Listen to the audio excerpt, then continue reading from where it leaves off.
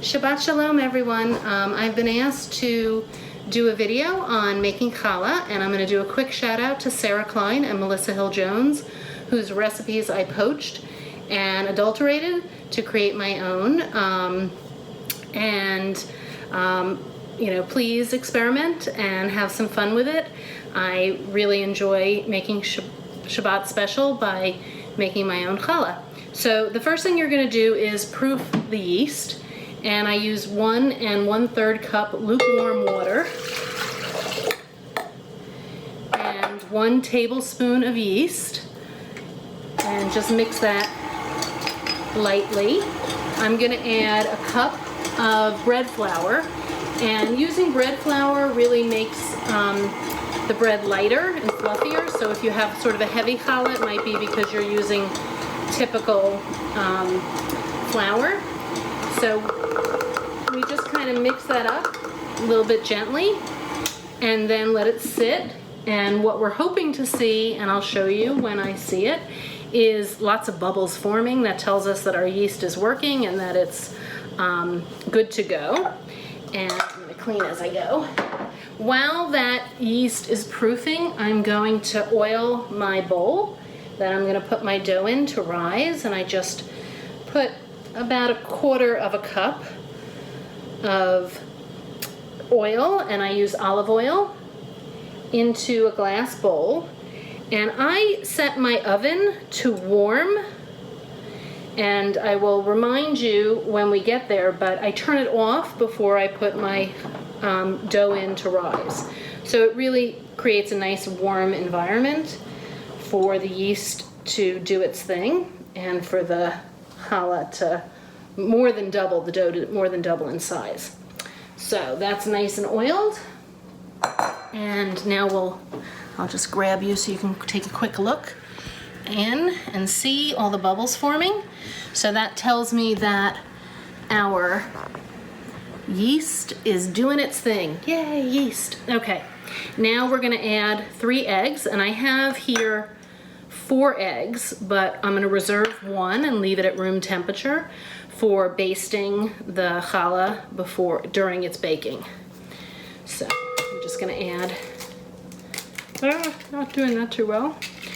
Probably better to do that in a bowl and then put it in the mixing bowl after. I'm just mixing it slowly. So cracking 3 eggs. That one went a little better.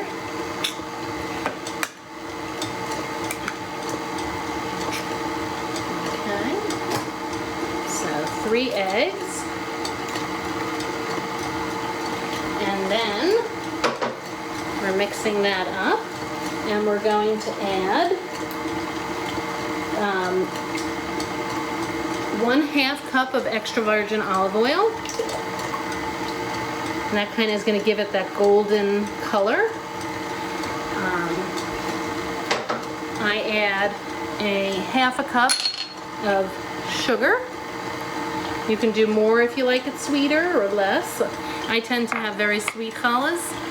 If you don't like sweet challahs, you can do 1/4 cup of sugar. I also add honey, so I'm adding about 1/4 cup of honey. This is a little coagulated from sitting out. You can grease the bowl that you take your honey out of, and that helps it slide out a little bit easier, like that. Okay. And then 1/2 of a tablespoon of kosher salt. And then we're going to slowly add our flour. Now, right now I'm using just a mixing tool. And if you're doing a hand mixer, that's fine. Don't worry. You can do it with a hand mixer. You're just going to work really hard. This makes it easier. So I start with whole wheat flour, 1 cup of whole wheat flour. This makes it a little more nutty flavored when it's done, and I like that.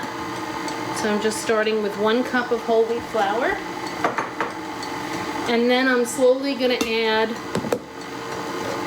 bread flour till it thickens. And then switch over to my bread hook.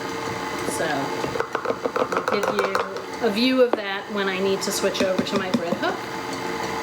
But I'm just kind of slowly adding. And as I do that, I'm gonna kind of scrape off the sides to make sure everything's getting integrated and mixed in really nice and well. And the longer that you can kind of have it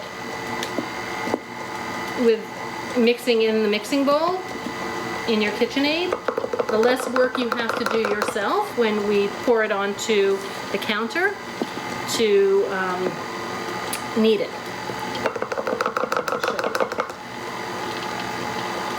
So you're gonna add about 6 cups of flour total for this. I like this recipe because it's not so egg heavy. Maybe it's a little sugar heavy for some, but, and it's not. This will make, by the way, 2 very large challahs. Today I'm gonna make 4 smaller challahs so I can drop off some challahs on people's doorsteps who are in need of some comfort and love and support this Shabbat. But you can make 2 very big challahs, or you can half the recipe and just make 1 challah for your family. So as you can see, and I'll bring you closer in so you can look, it's starting to get a little thicker and stick to the mixer. So I'm gonna switch over now to the bread hook. And as I do that, you'll begin to see how thick this is getting. I'm gonna scrape it off and get every little last bit that I can. And I will post the recipe below so you don't have to feel like you have to write while I'm doing this.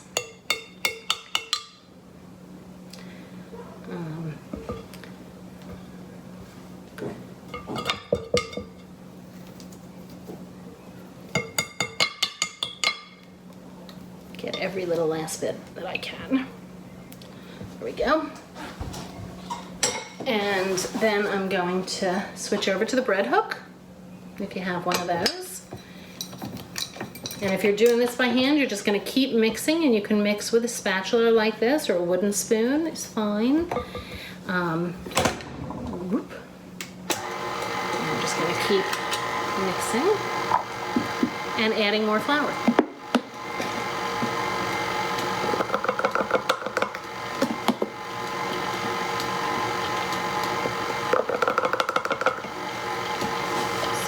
To I think about 4 now, and you can begin to see that it's setting up almost like a good dough, kind of coming together, but it's still pretty moist. You want it to thicken up a little bit more before I pour it out onto the counter, and I wipe down my counter and clean it before. And some of the flour that's fallen on there is going to help me to make it not stick. I'll show you how I do that as well. Just going to keep adding flour.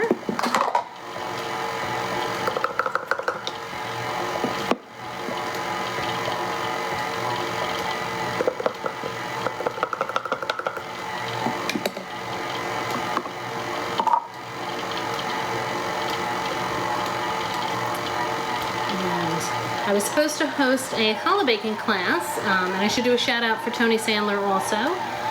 Who is the challah maven, and I wouldn't be here if it weren't for her baking challah. She kind of made it seem easy, or at least doable, for a home not so spectacular chef. I typically make challah about 2 times a month. 2 Friday nights a month. You can make this dough and put it in the refrigerator, set it out an hour or so, to rise before you braid it, and then we will let the braided challah rise for another hour, and then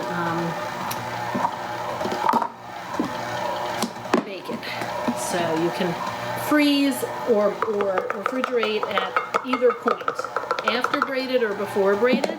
And there are different people who think one is better than the other, and you just have to decide which way you like it better. Some people like thicker, tougher bread, and some people like a lighter, fluffier bread. The way I'm doing it's going to make it pretty light and fluffy. Really good for French toast the morning after. So now you'll see kind of how thick this is, and I'll give you a nice view of that in a second. I'm just going to scrape everything off the bread hook, and that it's coming off and coming kind of clean is a good sign that it's almost ready to be turned onto the counter for kneading. And typically I'm going to knead for about 10 minutes on the counter, and now you're going to see me getting my workout for the day. Because kneading is a team sport now. It is a lot of work. So I use a sifter to kind of keep both the surface of my counter good and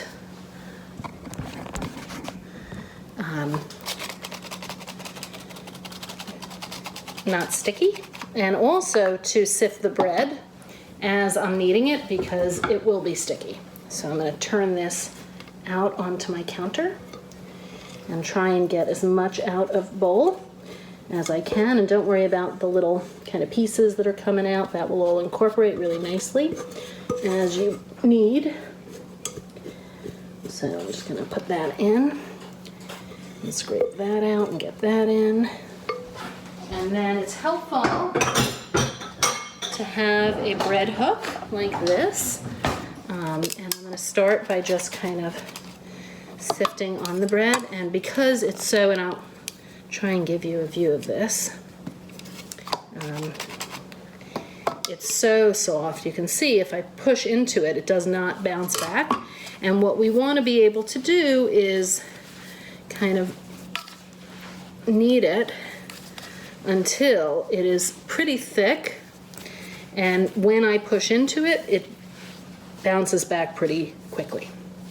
So we'll get it to that point, but you can kind of see right now it is super thin and soft and isn't bouncing back. So we're gonna look at the clock and kind of try and do 10 minutes. One of the, I don't know if it's a old wives' tale or a midrash or what, maybe one of the rabbis or clergy can chime in the feed, is that you should be praying for people who are ill or need a little more love and support this Shabbat while you're kneading your challah. So typically while I'm kneading my challah, I'm thinking about family members and friends and who are in need of a little bit more support or a mishaber prayer, just to help them through this Shabbat. And so I encourage you to do that as well. I don't know if Hashem is listening a little bit closer while we're kneading, but I should ask my Orthodox friends why we do that. But as you can see, this is getting a little bit tougher and a little harder to fold over, and I'm just kind of pushing it down, folding it over to set the yeast up for rising, and reflouring the surface, as well as reflouring the challah, the dough, as I do this, and just pressing down and then folding over, pressing down and folding over. And as I feel it gets a little sticky, I'll add a little more flour and just keeping doing like that. Press and fold. And it's that process, I don't really understand the physics of it, folding over that sets the challah up to the yeast kind of to rise really nicely when we set it in the oven. Almost ready. As it gets much tougher for us to do, and it's been about 4 minutes, I think now. probably spent a little more time in the KitchenAid than I needed to. But if you're doing this from the bowl and you've mixed it yourself, you're probably going to be kneading for about 10 minutes. Now a little more flour to my surface and to my challah. And again, there are different beliefs about how much you need to do this. You know, this is probably fine, but I like it to be like a little, as you can see now, it's starting to bounce back as I push in it. So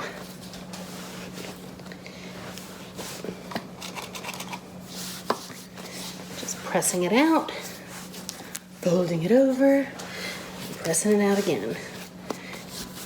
You can get all your frustrations out if you need to.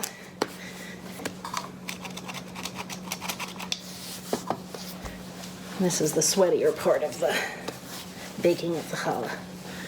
Okay, so that's starting to look pretty good. And you can see now, I'll push in here so you can see that it bounces back fully.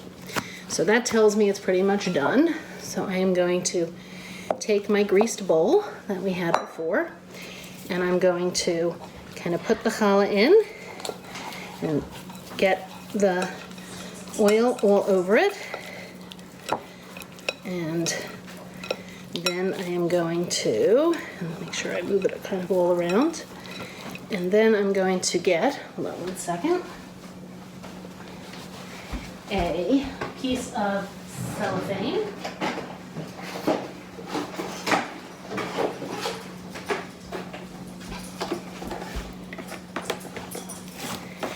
And put it on.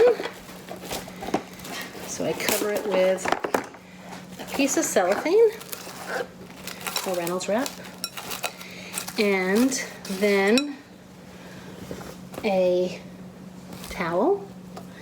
And from there, I'm putting it in the oven. Remember to turn off the oven, so it's a nice warm oven. I'm turning it off, and I'm going to let it rise for 1 whole hour. And I'll be right back when the hour's up. I'm going to clean up this surface. You don't have to totally clean it because we're going to roll the challah on this surface, but I'll be back in an hour.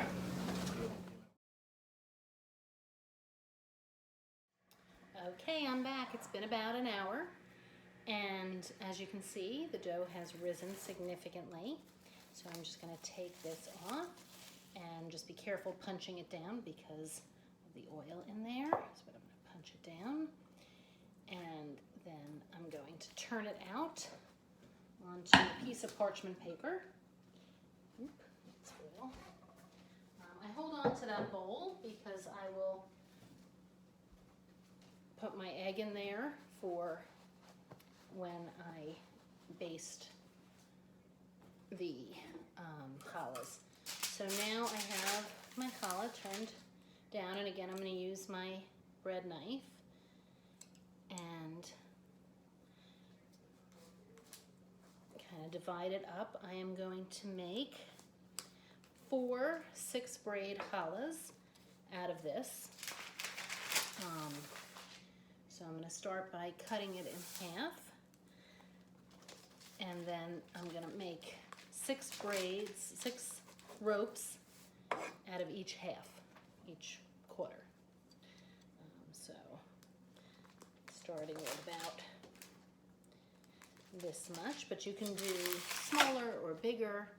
And in terms of making the ropes, you're just going to kind of roll it out, and I go in to out and shake it, and then put it on another piece of parchment paper. Maybe I'll put here so you can see it. Yep. There you go. There we go. So 1, 2,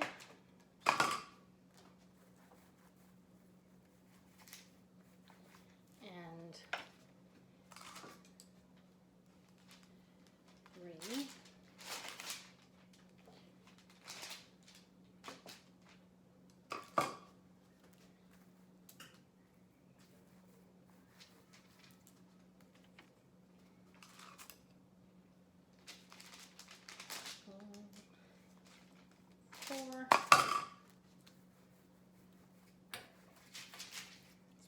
thinner than the others. I try and do them about uniform, but it doesn't always work that way, and that's okay.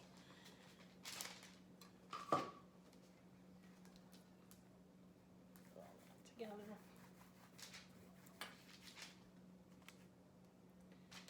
5, and last but not least, 6. This one is super thin. Actually, take a little from one of these to this one.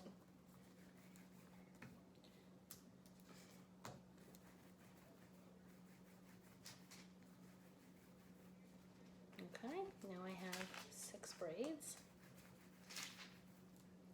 and I'm just going to pull them out a little. And I'm not going to show you how to braid specifically because there are lots of YouTube videos on braiding, but I'm doing a 6 braid, and you can look that up to kind of get a tutorial. It's easier to watch them in slow motion kind of and mimic it, but I'm just going to braid kind of quickly so you can see. I'm putting the 2 outside ones over each other and then bringing the first one down.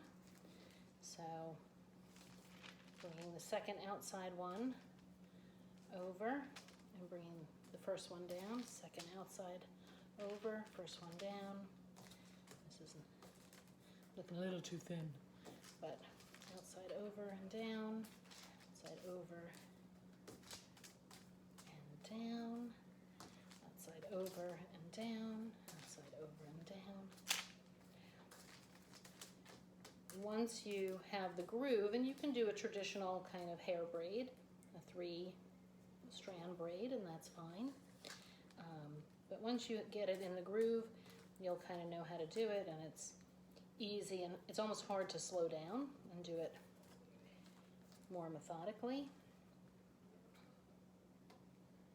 So, and then once you get to the end, you're just going to tuck in the bottom. And I'm going to tuck this side in because that didn't look so good. But now you can kind of see, let me get you, so you can see what it looks like when it's all finished. Nice little braid. Okay. Okay, so now I'm making a 6 braid with half the dough, which is what you would be doing. And you can kind of see how thick these ropes are, much thicker. 2.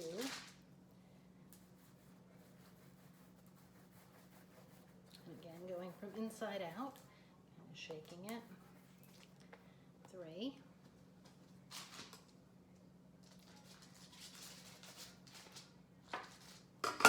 4.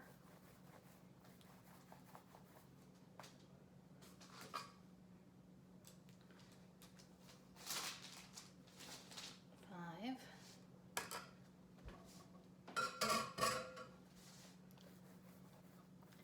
And last but not least, 6.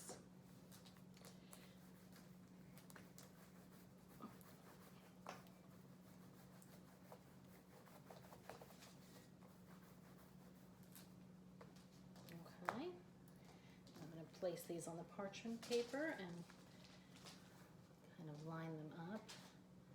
Bring it over so you can see it.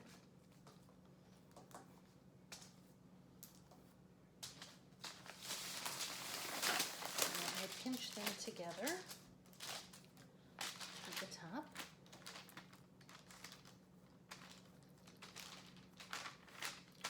Tap it under, and I separate out sort of to 3 and 3 is the idea. This one's a little thick there. I'll try and smooth it out a bit. And over, over, and down.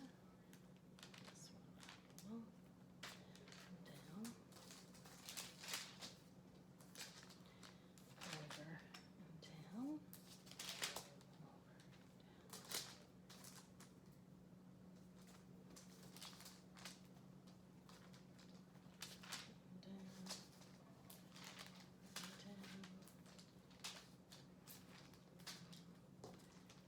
And you can see you kind of get a rhythm going as you're doing it.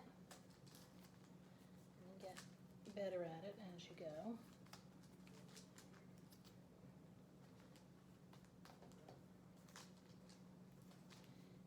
get to the very end, you just kind of try and pull it, and then I'm going to tuck it under.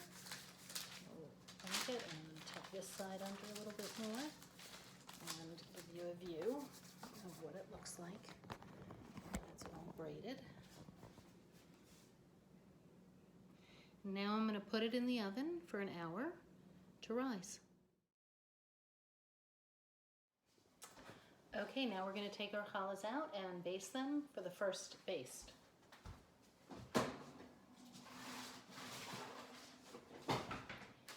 And you can already see that they've risen really nicely. So we're just going to baste them a little bit and give them a nice glisten or gleam. I'm going to move this one over. They get to stick together a little sometimes. Try and prevent that from happening. So I just use 1 egg scrambled for my basting. Some people will do egg white only. That's up to you. You can also use egg substitutes. I've done that for my vegan family members.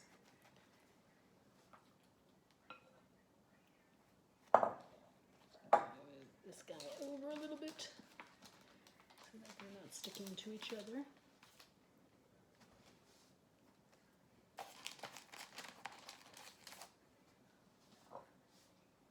And then we're going to put it back in the oven for another 30 minutes, and we're going to give it one more baste before we put it in the oven at 350 for baking. So this is just, we're on our second rise, and halfway through that second rise we're basting, and then at the end of that second rise we're basting again. Okay? So once it's all glistening and gleaming, I'll let you see it. Then we're going to put it in the oven again.